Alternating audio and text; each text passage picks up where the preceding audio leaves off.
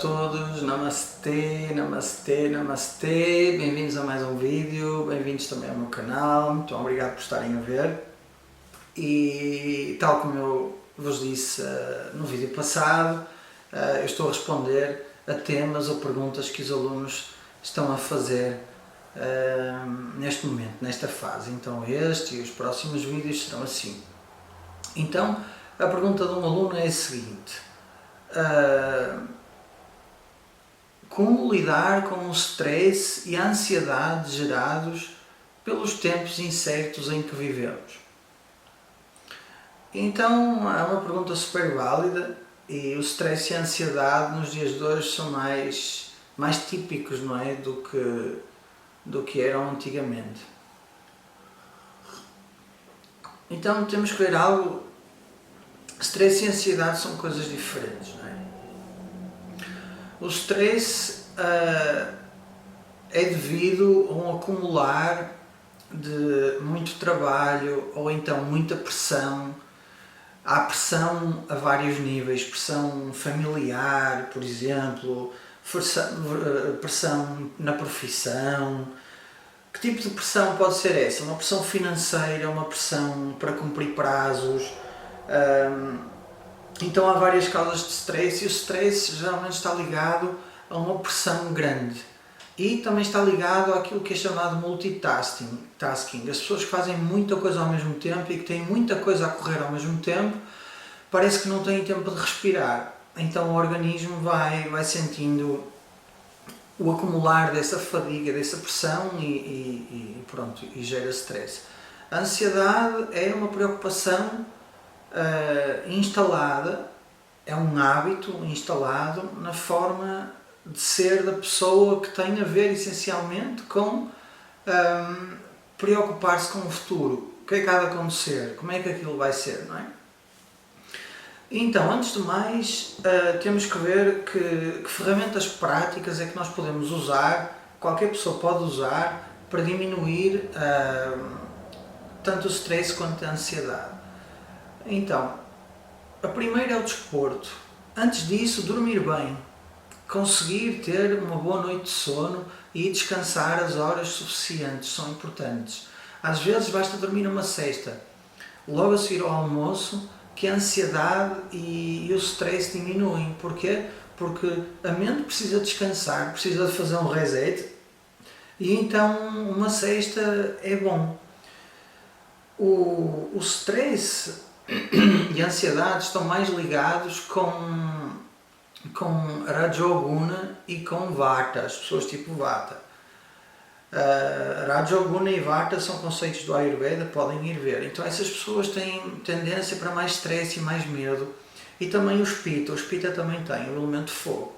E então quando nós contrariamos o Pitta e o Vata com Kapha, com Tamoguna, essa agitação, que é um dos sintomas do stress e da ansiedade, ela baixa, tá? Então o descanso é, vamos dizer assim, a primeira coisa que temos que prestar atenção. Estás a descansar bem? Estás a dormir as horas suficientes que o teu corpo e a tua mente precisa nesta fase da tua vida e nesta estação do ano? Há fases em que precisamos dormir menos da vida, outras em que precisamos dormir mais. Então nunca é igual, é sempre diferente. Nos dias em que chove precisamos mais de descanso, porque há menos luz solar. No verão precisamos descansar menos, porque há mais claridade, o corpo usufrui da energia do sol. Então este é o primeiro aspecto. O segundo aspecto, o primeiro é descansar, dormir bem. O segundo é o desporto. O desporto é uma atividade física, não precisa de desporto, pode ser caminhar. O desporto é ótimo porque faz suar, faz libertar endorfinas, e tudo isso ajuda a mente a mudar. Quando nós estamos a fazer desporto, a nossa mente sai dos outros lugares, das fontes de preocupação, e geralmente sai das fontes que causam stress. Então o desporto é algo fundamental. Então vejam, as crianças, elas geralmente não têm stress nem ansiedade. Porquê? Porque elas estão sempre a brincar, sempre a correr de um lado para o outro. É como se estivessem sempre a fazer desporto. Então estão sempre com energia, estão sempre bem dispostas, não é? Então, o desporto, caminhar, é super importante. O ar livre também é super importante. Estar fechado em casa pode gerar o stress do enclausuramento, a ansiedade de estar fechado, não é? As pessoas ficam fechadas muito tempo, quando saem à rua ficam um pouco ansiosas. O que é que estará lá fora? Porque perderam o hábito de ir lá fora, não é? Então, caminhem ao ar livre, desfrutem do mar, desfrutem de um pôr do sol. Basicamente é dar um momento todos os dias a ti próprio. Esse momento pode ser, sei lá, 1 hora, pode ser meia hora, há pessoas que precisam de menos, 10 minutos. Então, isso é algo importante. E depois, obviamente, yoga e meditação. Tá? Então, a prática de yoga, a prática de meditação são desenhadas para mudar a nossa forma de nos relacionarmos connosco mesmos. E então, numa prática de yoga, numa aula de yoga, nós vamos entrar em contacto com o corpo, com a respiração, vamos estar absorvidos na prática, vamos fazer exercícios respiratórios que ajudam a diminuir a ansiedade, tá? Então, é muito importante. Se tens ansiedade, experimenta fazer uma aula de yoga todos os dias. Experimenta após o relaxamento ver como te sentes. A mente e a respiração estão intimamente conectadas. E quando nós conseguimos ter uma respiração tranquila, profunda, a mente vai refletir esse estado de tranquilidade e de profundidade. E então fazer respirações pausadas, aliás longas, parar sem ar, então sentir toda a tua caixa torácica. Não precisa de ser um pranayama muito sofisticado, basta respirar fundo e de forma lenta, deitado no chão durante 10 minutos. Isso reduz imensamente a ansiedade e há imensos estudos físicos que provam isso, e muitos atletas de alta competição, atores, pessoas que têm um nível de stress e de ansiedade alto porque têm que estar ao vivo e têm que competir, usam essas ferramentas do yoga, como os asanas, como o relaxamento, como o pranayama, para quê? Para reduzir os níveis de stress e de ansiedade. Então, super importante que é ter uma prática boa de exercícios respiratórios ou pranayama.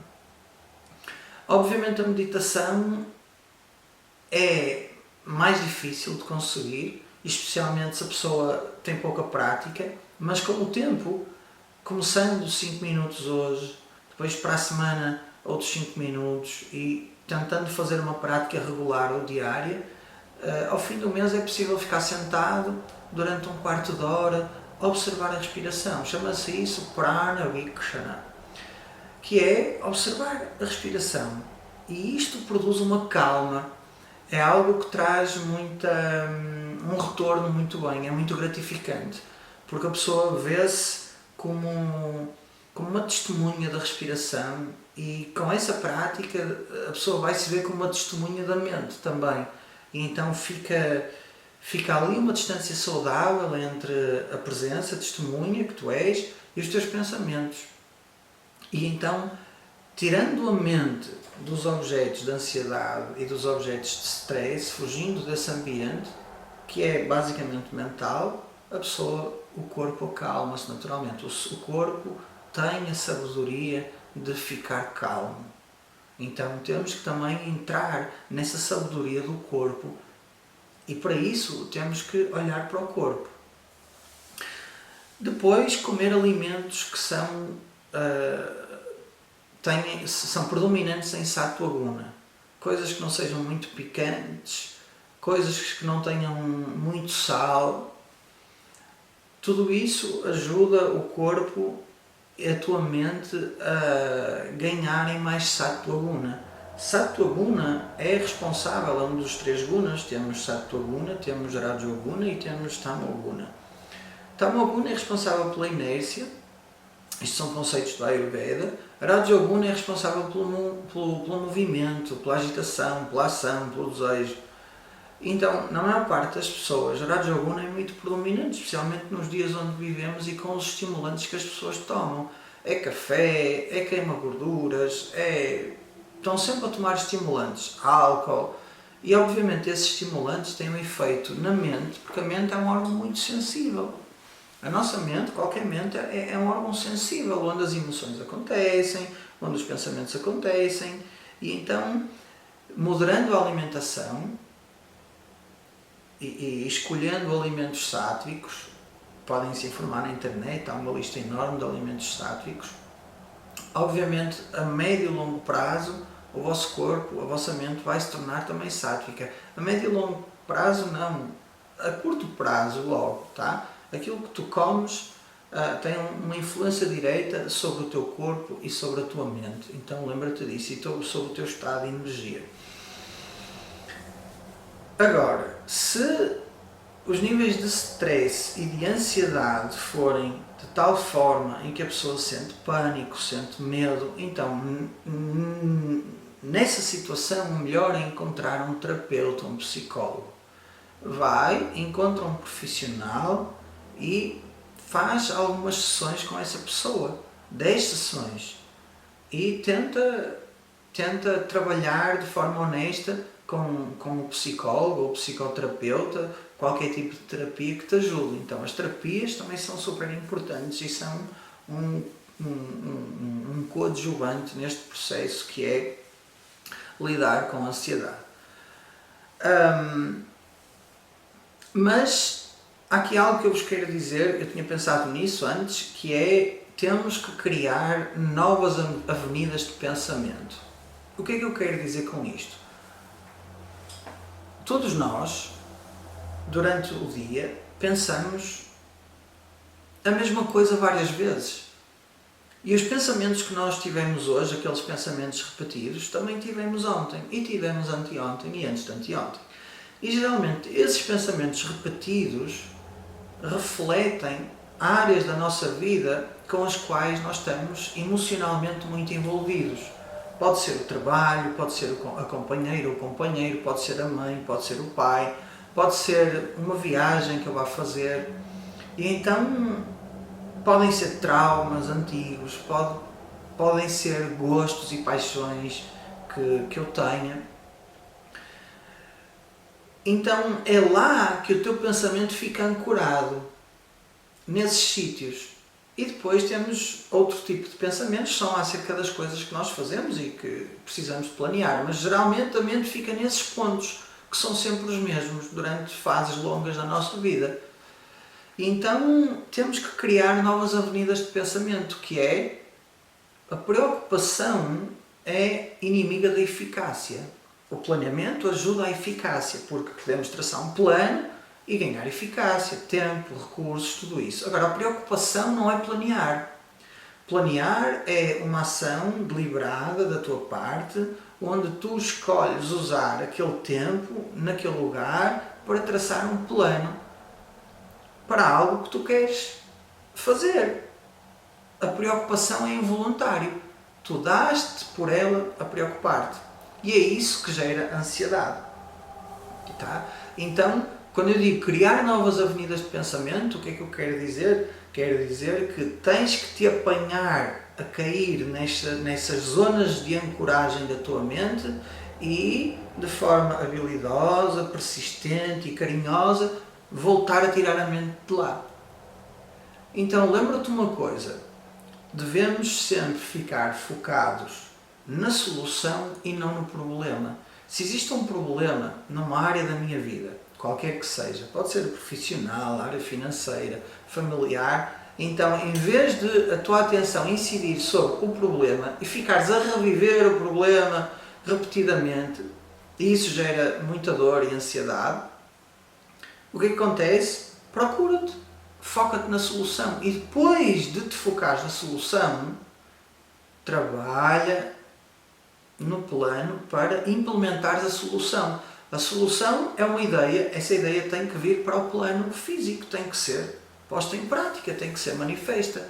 Então, se de facto deves ter alguma preocupação, essa preocupação deve ser em implementar a tua solução e não no problema. Então, se houver um problema, encontra uma solução, pede ajuda se não conseguires e depois foca-te em aplicares a solução para o problema ficar solucionado. Então isto é algo importante, mudar o foco do problema para a solução. Isto é um treino, por isso é que eu digo, temos que encontrar novas avenidas de pensamento. Quando a mente se preocupa com um certo assunto, eu digo a mim mesmo, ok, eu já encontrei a solução, descansa a mente. Em breve estará selecionado porque eu vou resolver esse problema. Então tem que haver essa determinação. Agora, outra coisa, a pergunta é, os tempos são incertos? Sim, é verdade, são incertos, mas os tempos sempre foram incertos. Nenhum de nós sabe como vai ser amanhã. Porque amanhã nenhum de nós sabe como vai ser daqui a 1 hora. É ou não é? Por isso é que há acidentes, por isso é que há boas e más notícias. No fundo, ninguém sabe o dia da manhã. Então, a incerteza é a característica do futuro. Tá? O futuro é incerto. E então, isto leva-nos para outra parte da resposta, que é a parte mais espiritual e a parte mais profunda. Eu dei uma parte bastante prática e uma parte focada também na psicologia, e agora vou dar uma parte que é focada na espiritualidade, que é confiar no absoluto. Tá? Existe um verso da Bhagavad Gita, que quando eu estava a ler a preparar a resposta, não é? Pensar no que é que eu haveria de dizer, eu lembrei-me desse verso. Então eu vou cantar o verso para vocês. Ananyas chintayanto mam ye janav paryupasate tesham nityabhiyuktanam yogaksheham vahamyaham. Então, um verso muito bonito que retrata que a pessoa que está conectada com o todo compreende que o todo vai cuidar daquilo que a pessoa já tem e daquilo que precisa de ser adquirido. Tá? Então o que é que diz este verso? Janaha, as pessoas. Ananyaha, que não se veem diferentes de mim. Então é o objetivo máximo, o último do Vedanta, é a pessoa compreender que a sua essência, a verdade acerca de si mesma, é a verdade acerca do universo. Uma só existência, consciência, completa em si mesma, não dual, é a verdade acerca do universo e isso é o que tu és. Então esta pessoa vê-se desta forma. Porquê? Porque estudou o Vedanta durante o tempo necessário até ter este entendimento assimilado e entendido. Então essa pessoa, o que é que acontece? Chintayantaha, pensando mam, em mim. O que acontece a essas pessoas? Pariyupasate, elas meditam em mim constantemente. Elas meditam em mim. Ou seja, acaba por ser o hábito de pensamento dessa pessoa a contemplação no absoluto. Isto é muito importante. É um significado que temos que acrescentar à ideia que eu há bocado vos disse, que é criar novas avenidas de pensamento. Vamos pensar no absoluto cada vez mais. Tá? Teixam para essas pessoas, Nityabhyuktanam, que estão sempre absorvidas em mim, sempre aqui, não é em todos os momentos, mas estão muito tempo constantemente absorvidas em mim, ou seja, a contemplar o absoluto, estão conectadas com Deus. Esta é que é a verdade, estão conectadas com Deus. Aham vahami, eu dou-lhes, eu carrego-lhes, ou seja, eu transporto-lhes. Vah quer dizer transportar, aqui significa dar, eu cuido. Eu cuido de quê? Yoga e kshemam. Eu cuido daquilo que foi adquirido e que precisa de ser protegido e também cuido daquilo que está por adquirir e que precisa de ser adquirido. E então, este é o verdadeiro antídoto para a ansiedade, tá? Que é saber que só existe uma realidade, que é esta realidade última chamada Brahma, Satchit Ananda, consciência, existência, plenitude, tu és essa realidade.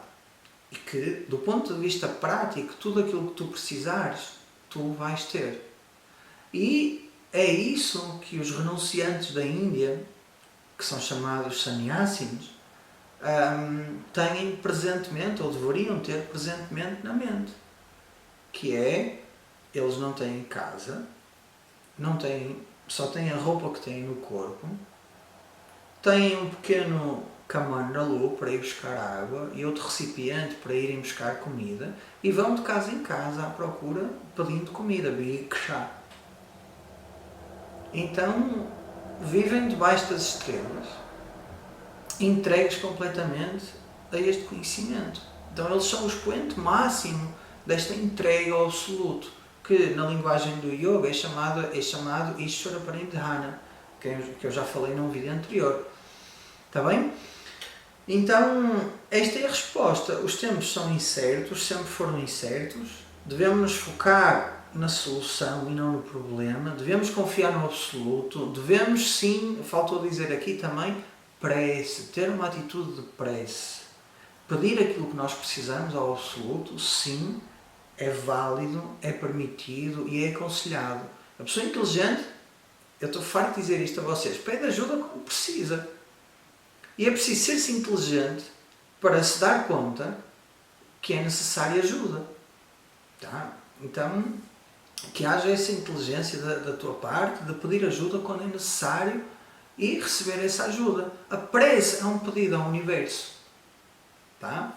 Então, que isso aconteça e quando a pessoa está conectada, obviamente, com o universo, a vida flui. Todos nós temos essa experiência. A vida flui de uma forma muito mais fácil. Então a resposta foi esta por agora. Talvez no futuro possamos falar mais sobre o assunto. Então obrigado a ti que estiveste aí a ver este vídeo e vê outros vídeos e convido-te a subscrever o canal, está bem? Então é isso. Namastê e até o próximo vídeo.